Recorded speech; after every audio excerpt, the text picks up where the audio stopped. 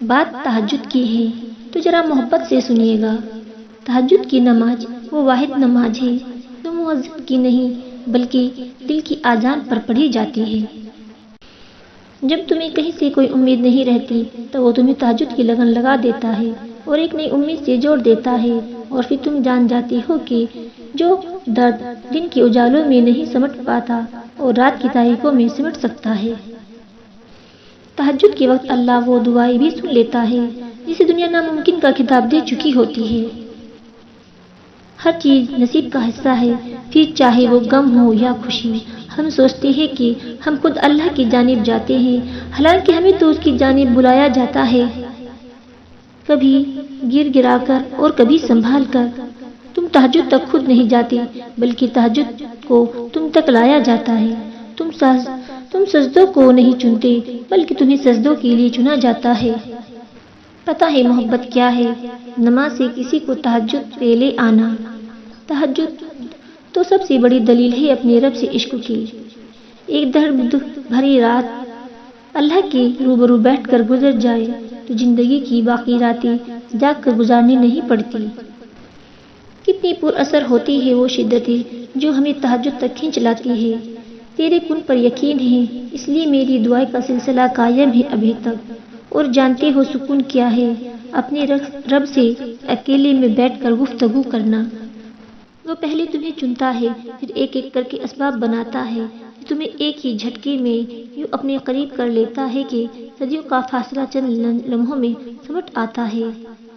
کسی کا زندگی میں آنا اور چلے جانا، واقعات، حادثات اور حالات خود پیدا نہیں ہوتے، اتفاق نہیں ہوتا، ہر چیز میں مصلحت پوشیدہ ہوتی ہے۔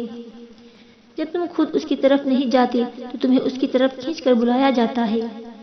تہجد کی سب سے بڑی طاقت یہ ہے کہ تہجد تمہارے دل کو اللہ کی طرف موڑ دیتی ہے، پھر انسان کی طلب نہیں جگاتی، پھر اللہ سے ملاقات کی طلب سونے نہیں دیتی، پھر بس اللہ سے محبت ہو جاتی ہے، بے پناہ محبت۔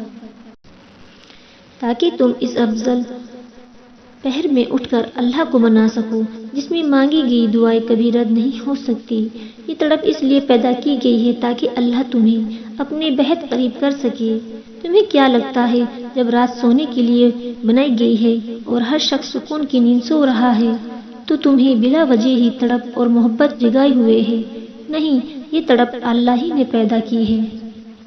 یوں ہی تو نہیں پا لیا تہجد کا سجدہ، تم نے کچھ تو ایسا ہے ناممکن جو تمہارے لیے ممکن ہونے والا ہوگا۔ جب ہماری زندگی میں کوئی ایسا مشکل وقت آتا ہے جن سے ہمیں سب سے زیادہ تکلیف ہوتی ہے، تب ہمارے دل میں سب سے پہلے تہجد کا ہی خیال آتا ہے۔ تہجد کا وقت ایسا وقت ہے جب ہم اللہ کے سامنے رو کر اپنی تکلیف بیان کر سکتے ہیں۔